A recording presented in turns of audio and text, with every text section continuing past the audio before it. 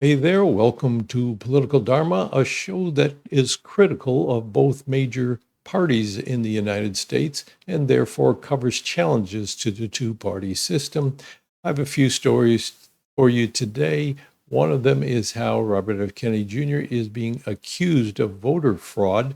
Another is how some Democrats are considering running as independents in order to avoid the Democratic Party label. And another has to do with the continuing saga of conflict within the Libertarian Party. And then at the end, I'll talk a little bit again about my third party concept of bringing various independent and third party candidates together in one endorsement process.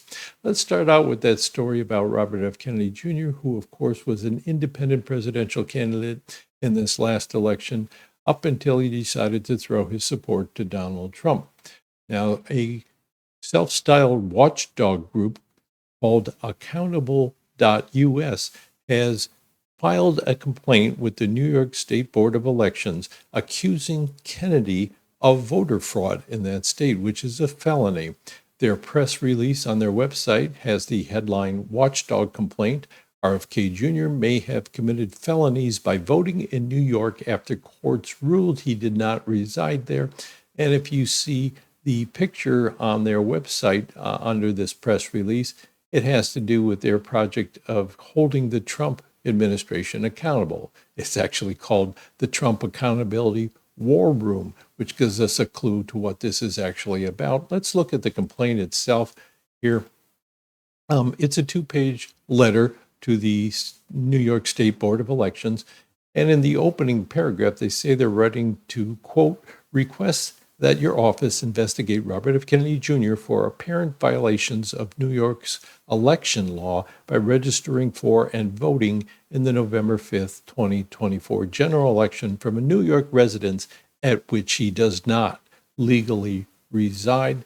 And further in the complaint, it says, in August 2024, the Albany County Supreme Court found Mr. Kennedy did not legally reside in his claimed New York address under New York election law.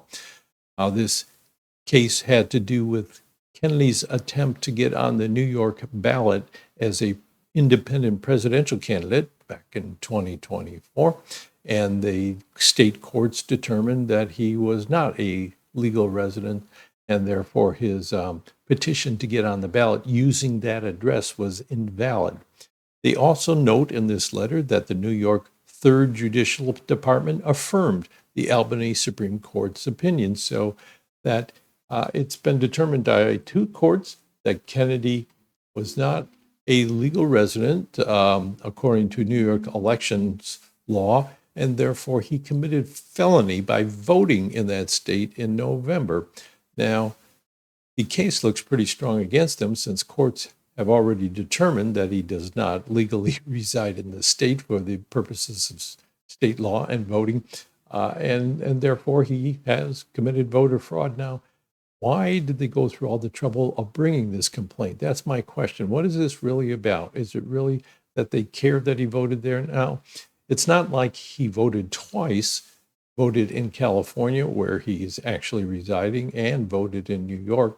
No, I think it's more of a matter that he did an oversight. He was focused on his ballot access case when they made that determination and didn't think much about how it affected his voting, where he was going to be able to vote at. And as he has said in the past, he regards New York as the state which he intends to return to, and he's kept licenses there, and he's voted there for decades. So he probably didn't think much about how this might affect him if he continued to vote in New York.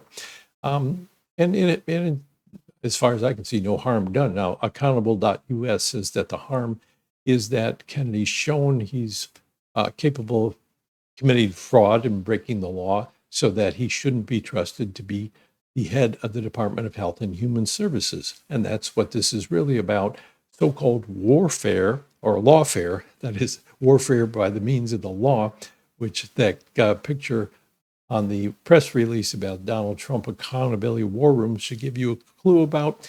It's lawfare to discredit and harass Kennedy as a means of discrediting and harassing the Trump incoming administration.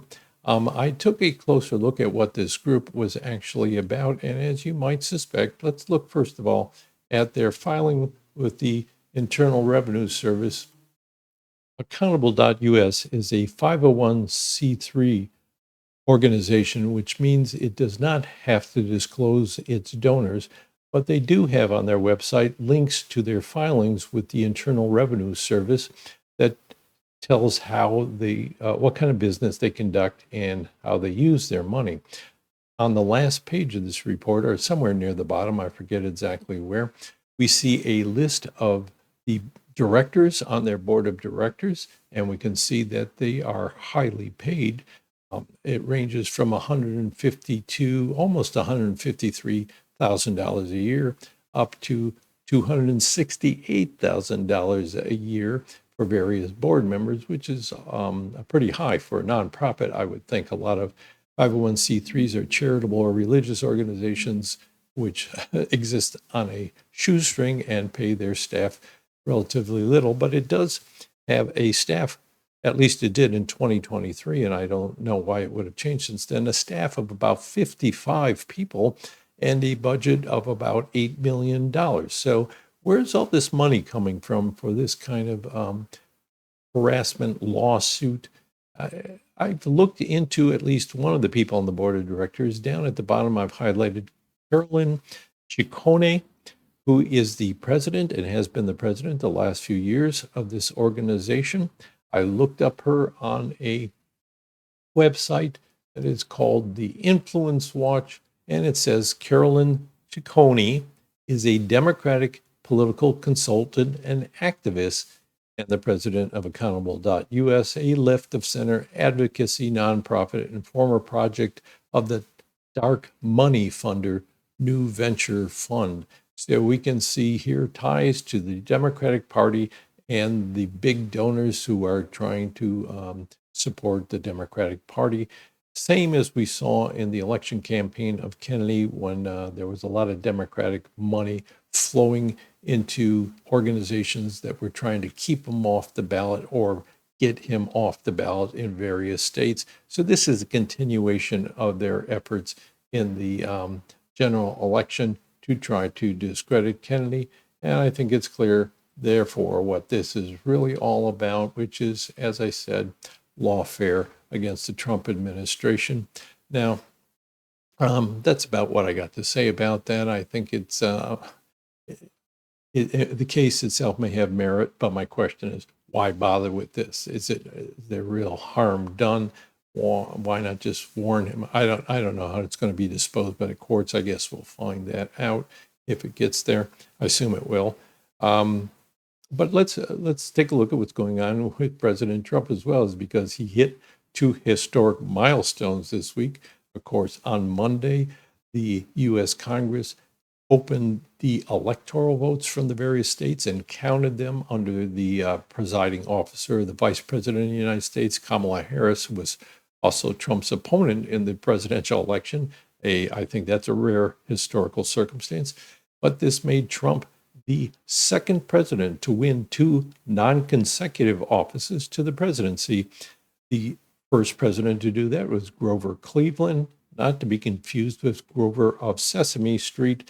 And the other historic event this week was Trump was sentenced in this hush money case, so-called hush money case. Now, at the last minute, the U.S. Supreme Court, that is on Thursday, the U.S. Supreme Court denied a delay of the sentencing of Trump for this law case against him, where he was convicted of some, 34 felonies, I think, around that amount, involving fraudulent business records. He or people under his direction, according to the court findings, falsified business records in order to channel some money to a pornographic film actress who he allegedly had sex with. He was trying to hush up that case. They already found him guilty. A jury found him guilty on those counts. So he is a convicted felon. But the court had its sentencing hearing on Friday, in which the judge determined that he would not impose any kind of sentence. That is, there would be no fines, no jail time, no suspension of his privileges as a citizen, anything, no penalty at all, really. And he said this in order to not impose upon his ability to carry out the duties of the office of the presidency, which he's obviously preparing to do. So the judge here was trying to do two things at once. He was trying to allay any impression that they were trying to hinder Trump in carrying out his duties as president. But on the other hand, they wanted to make sure the case was closed and that the felony convictions would be on his record. And that's what they achieved on Friday. So he is now a convicted and sentenced felon and 34 counts, which seems, I don't know, this was not the most egregious case against Trump by any means. So they got him on something, but not the big things like the federal cases that were just recently dropped by the special counsel. I think his name is Jack Smith, having to do with January 6th and his alleged instigation of attempts to overthrow the election. And also the another case that seemed a little trivial considering how many presidents walk off with documents that they're not supposed to, that he mishandled classified information. But now he is a convicted felon. So that's historic. First president that has that dubious status. What do we have next? Let's see. We have the Democrats who are running or considering running as independents. Now, this was a story I had queued up last weekend for that show, but somehow I neglected it and skipped over it. But I thought this was interesting from the Democratic side. There was an article in Politico by Holly Otterbein and Brecton Brooker. This was published at the end of December, and the headline here is the Democratic brand toxic? A growing number of Democrats wonder if going independent will help them win. And it's an interesting piece because it shows how the Democrats are now really skittish about what happened in the election, why they lost not only the presidency, but now the Republicans are in charge of the Senate and the House of Representatives and the presidency as well. And they have a number of conservative justices in the courts due to Trump and Bush appointments and Reagan even further back. But I thought this article was not, even though it was interesting, showing some of the thinking that's going on, there were not that many cases that they could cite where candidates are actually doing that. The instigation for this current thinking about whether independent label is better than the Democratic label, at least in some districts, was that a Senate candidate in Nebraska, Dan Osborne, ran as an independent against the Republican and outperformed Kamala Harris in that state by some 14 points. So it seemed like as an independent, he was a lot more popular than the Democratic presidential candidate was. And this has caused some potential candidates for other races who have been Democrats to rethink whether they wanted to run as independents. One of them, as you see their picture there, if you're watching the video version of this, is Detroit Mayor Mike Duggan, who is planning to run for governor of Michigan, but he's considering running as an independent instead of as a Democrat. He says it's because he doesn't feel like the Democratic Party label fits him as much anymore. His rivals say that he's doing this because he couldn't win in the Democratic primary. But whatever the case is, it looks like he's moving from the Democratic column towards the independent column because he thinks it'll help him win an election. Now, that's one case. Of course, the original cases recently were Senators Joe Manchin of West Virginia and Kristen Sinema of Arizona, who were Democrats in the Senate. They were elected as Democrats repeatedly and then moved to being independents during their Senate term. They were the two senators who gave the most problems to Joe Biden early in his administration when he was first trying to pass major components of his legislative agenda. Joe Manchin in particular had kept bargaining him away from his more progressive elements in Biden's legislative package. So they were two who did do this publicly and felt like they no longer fit within the Democratic Party. Another case presented in the article is that of John Morgan, who they describe as a Florida based Biden fundraiser. He is considering a run for the governor of Florida office and switched to being an independent a few years ago because he said he objected to progressives in the Democratic Party. He's actually considering forming a new party called the Capitalist Party and considers himself a compassionate capitalist, which kind of harks back to George W. Bush's labeling himself as a compassionate conservative. I suppose there's all kinds of forms of compassion. You can be compassionate as a capitalist or towards capitalist. I'm not sure which one he implies. Anyway, this Morgan guy is planning to run as an independent, or at least considering running for governor as an independent. And other than that, they didn't really have a lot of cases to cite, although I suspect that there are Democrats in other places as well who will jump on the bandwagon if this seems to be a winning strategy. And I would think in some areas that are dominated by Republicans, the Democratic brand has become so toxic that you would have a better chance of winning as an independent or doing much better as an independent anyway. And the Democratic Party, in the case of Dan Osborne's race for Senate, was willing to fund it because they didn't have a Democrat in the race. And they thought, well, Osborne may, at least he won't caucus with the Republicans, and he may caucus with us on our agenda. It's odd that this one, a lot of these, most of them, I think, regard themselves as centrists. That is, they're more willing to compromise with Republicans and aren't fully on board with the Democratic priorities as set at the top of the ticket, the president. But the odd one out here is Bernie Sanders, who, in an email after the election, said to his supporters that it's maybe time for candidates to consider running as independents rather than as Democrats. So on both wings of the party, the ones that's closest to the Republicans and then the progressive Bernie Sanders, there's this impetus towards running independents rather as Democrats, which shows, I think, the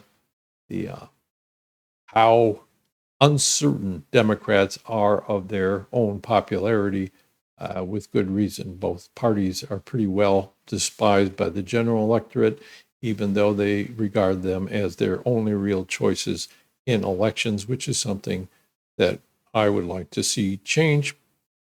Let us turn now to the Libertarian Party.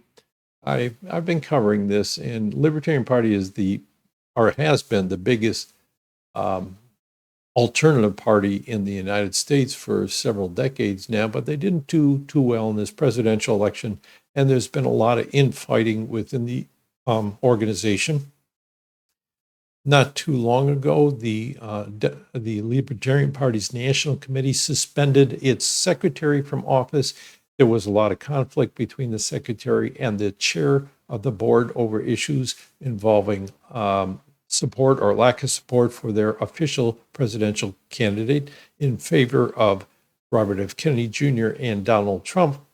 The Judicial Committee of the Libertarian Party has overturned the National Committee's suspension of Karen Ann Harlow as the secretary, and in a opinion rendered by a member of the Judicial Committee, Mike Seebeck, he gave some of the reasons. He outlined all this conflict between the chair, who's also part of the Mises Caucus, which seemed to have ties to the Trump campaign, and the chair of the party who they elected had ties to, was in talks with Trump, and then they decided they wanted to try to get Kennedy on the ballot in some places.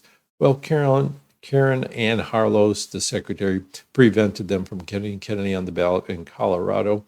So there's a big fight over that.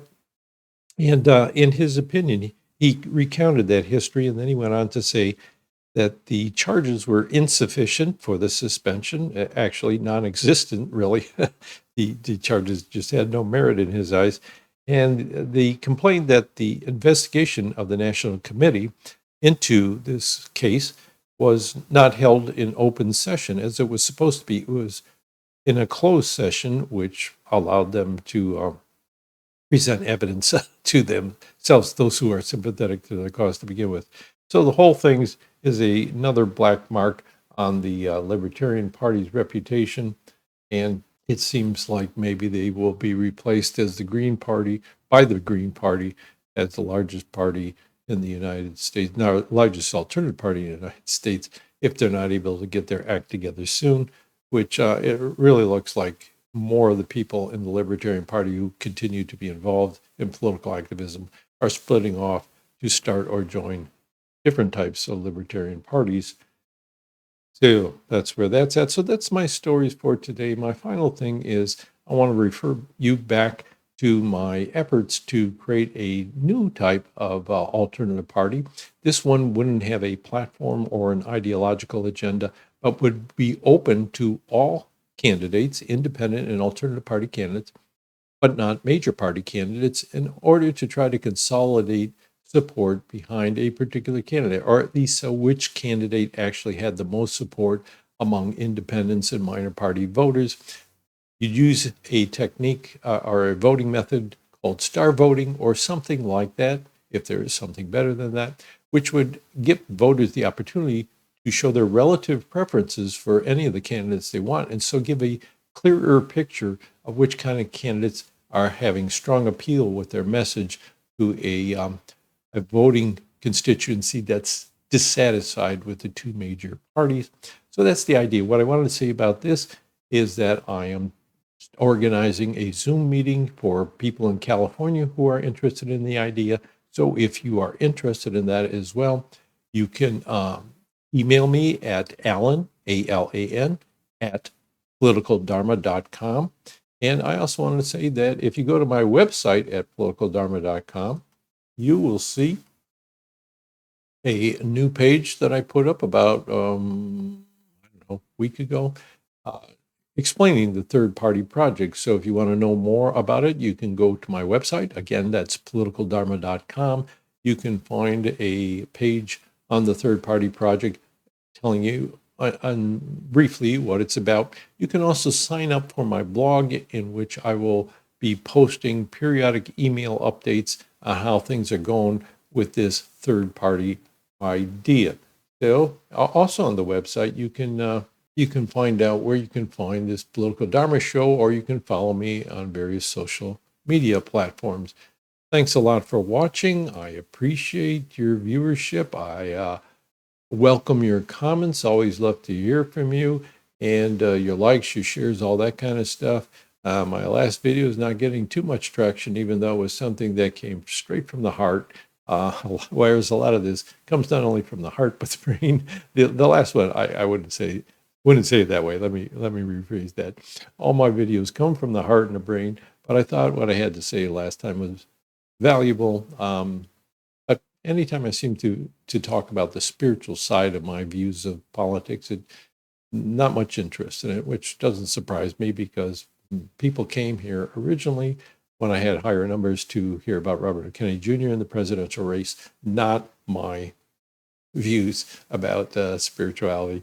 But I do think they're important because they shape my view of politics. And so I'm letting you know what they are in case any of that's of interest to you. That's about it. Thanks again for watching. And if you were gone, welcome back. And if you continue with me all this time, appreciate it very much. Bye.